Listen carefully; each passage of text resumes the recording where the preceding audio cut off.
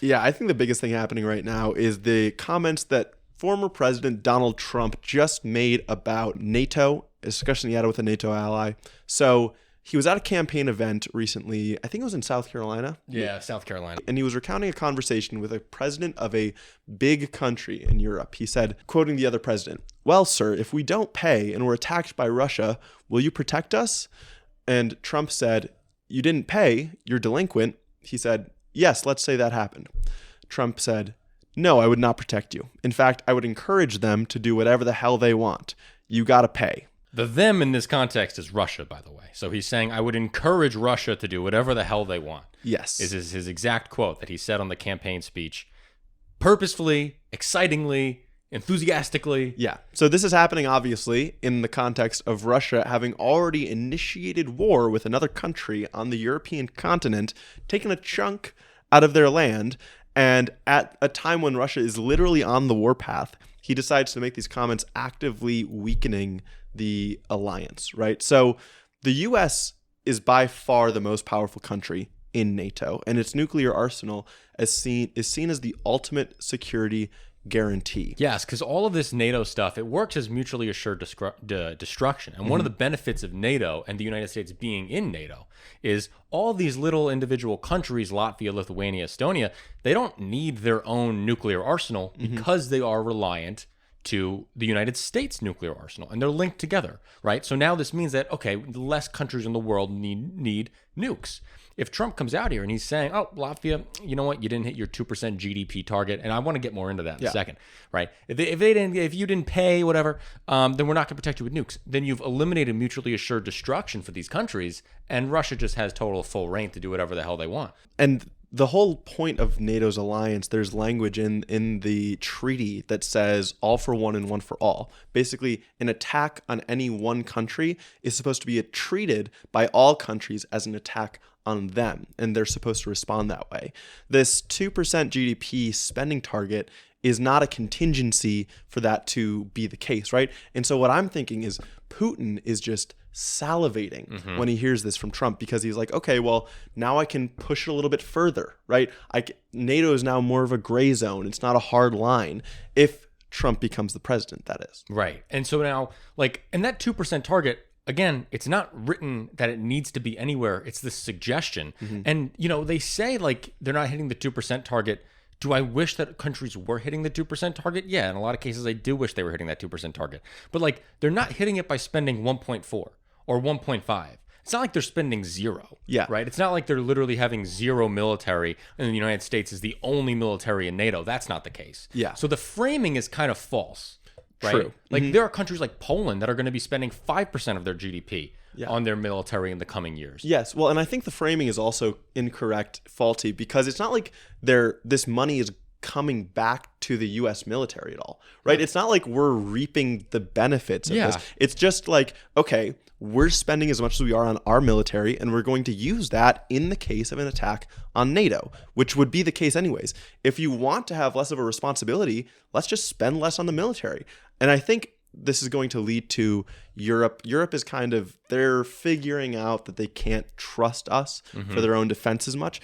And these countries that aren't spending at least 2% on GDP, their number is dwindling because of this, because they're aware that the security environment is becoming less stable. It's a good move from them, but it's also a comment from Trump that just destabilizes things more, makes war more likely in Europe. Yeah, I mean, NATO has what's been able to secure the peace for, the large majority post-World War II on the continent. Yeah. Without NATO and the mutually assured destruction guarantees that lie within it, and the Article 5, which is the one for all, and what is it? All for one, one for all. Yeah.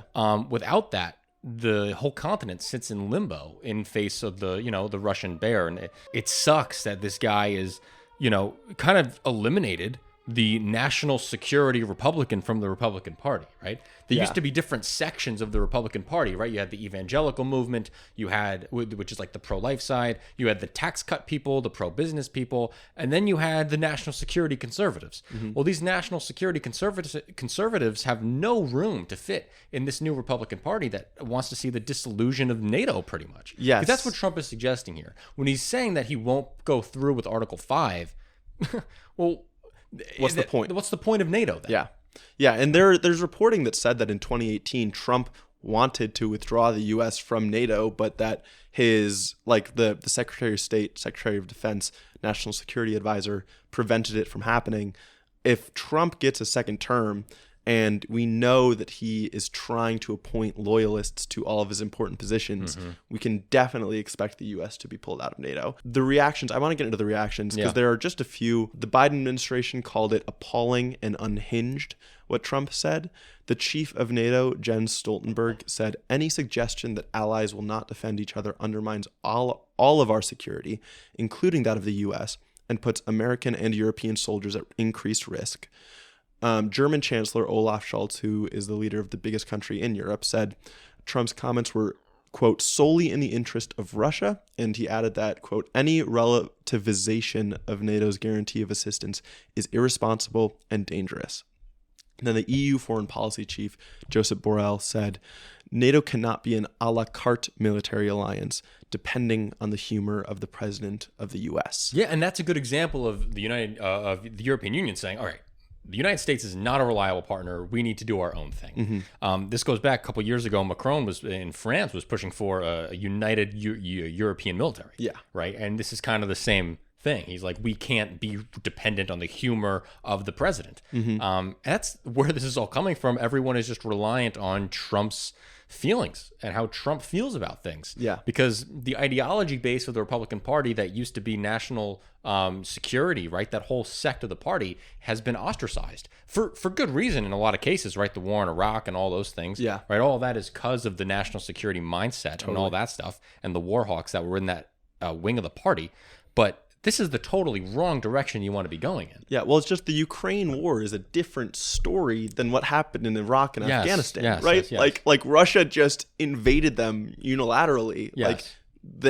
It should be obvious that they will keep going down the warpath if there aren't strong deterrent measures. Yeah, and there are people who suggest that NATO is some imperialistic force or whatever. I don't agree with that. But if you want to say that, whatever. I'm not gonna get into that. But it makes people feel like, oh, wait a second. Is Donald Trump the anti-war candidate because he wants us to not be in NATO and he doesn't want to keep fighting going on in Ukraine? No, he is the pro-war candidate. He's just for bad wars. He's on the record saying he wants to invade Mexico. Okay? He's for wars, just the bad ones. Okay? He doesn't want to defend Ukraine because in a lot of instances, he agrees with the ideology of Putin's Russia more often than he does with an ideology of a liberal European Union liberal order. Yeah. And he's against that. I agree with that. Now, the Senate and the Congress, right? So the House of Representatives and the Senate have been attempting to keep NATO safe from any future president. But this is very much directed towards Trump. So Marco Rubio and another senator, Marco Rubio being a Republican from Florida, ran against Trump in the 2016 Republican primary.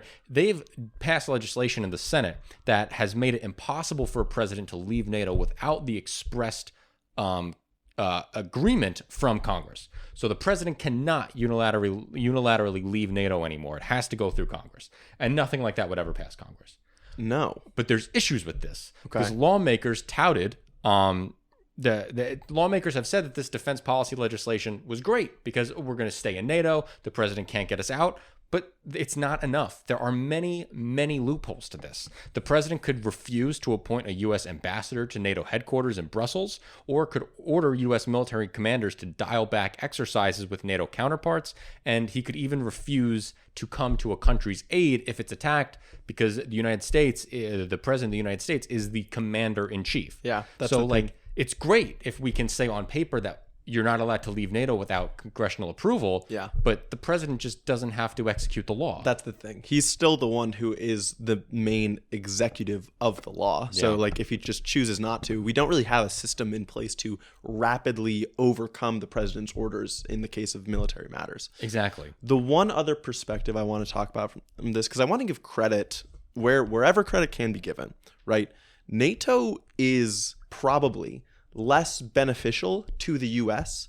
than it is to any of the other countries in NATO. Totally. We are completely protected by massive geographical barriers called oceans from any invading party that might try to come for the U.S. Our economy is not as dependent on peace in all of these European countries, especially Eastern European countries, as the Western European countries are. So when it comes down to it, the real question is like, do you think it's okay to let war just happen anywhere else in the world as long as we're insulated from it? That's how I see this. Yeah. And I think, like, to me, it's such a clear answer that no, right? War is horrible. And if we have any agency to do anything to prevent it, then we should do it, especially when we're not even really doing anything differently. We're just saying that we're going to protect any NATO country that is attacked. Yes, we might have to do something, but the whole point is staying strong in this treaty so that we won't have to do anything. Right. The stronger this treaty is, the less likely it is that we have to use our military, because no one wants to mess with the United States anyway, guys. Exactly. We're the fucking best. Yeah. It's just the truth. We are easily the strongest military in the world. So, and the United States needs Europe to be stable, because we have a larger geopolitical adversary in the Pacific, and we cannot waste any more time or money dealing with stuff going on in Europe. That's the truth. Yeah, it's already bad that our attention is split between Ukraine and Gaza right now, right? Like, and obviously we're still keeping an eye on China. Everything that is diverting our resources from China, including Ukraine and Gaza, that puts us at higher risk from the real adversary that we're facing off. Exactly. Yeah. Right. Russia is this regional power that we do want. And also, I want to add this. So, like, that 2% GDP target, if every country were to hit that 2% GDP target, it would help the United States a lot, because a lot of them have to purchase arms from the United States. Okay. A lot of them have to then go and buy guns from the U.S. I see. That then boosts our defense industries. Okay. But then the question is, okay, who actually benefits from the defense industry so much? It does help people in the country because it does make some jobs. Yes, totally. But, it doesn't, help everyone in the economy, because we don't have a good tax system, and the people who make the guns don't necessarily give the money back to the people who Yeah. But, that's the whole system here. And I really hope this brings out that side of the national security conservatives that will say, okay, this is ridiculous. Trump is a danger. Trump can't win re-election. This is too much. Yeah. I'm sick of talking about Joe Biden's age. All right.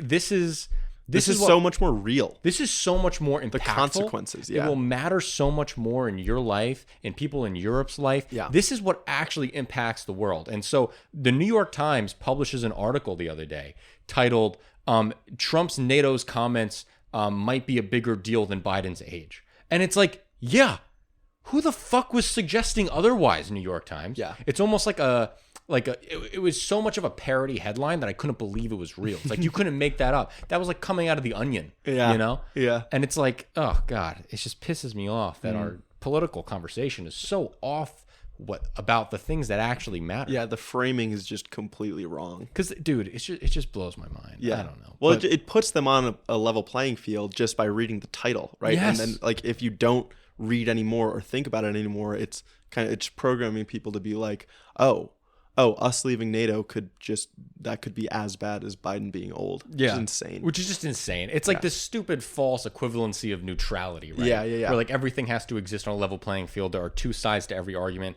and then go at it, right? Yeah. Well, that's not the case. Turns out, leaving NATO isn't as bad as, being 80. So it is what it is. But that's what Trump has been saying about NATO, which is insane.